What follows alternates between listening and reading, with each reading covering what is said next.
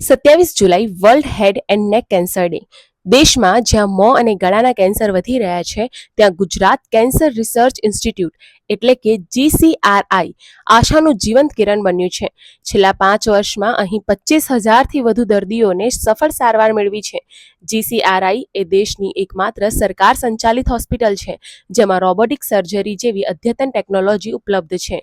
દર વર્ષે અહીં 100થી વધુ કેમ્પ, હજારો સર્જરીઓ અને કેમોથેરેપીના હજારો સત્રો થાય છે.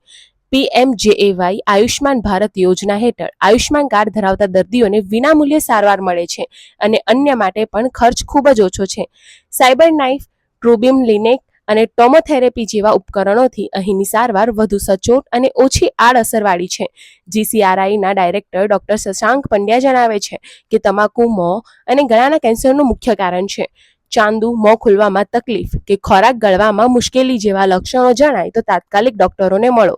વ્યસન મુક્તિ અને સમયસર તપાસ એ જ કેન્સર સામેની સાચી લડત છે.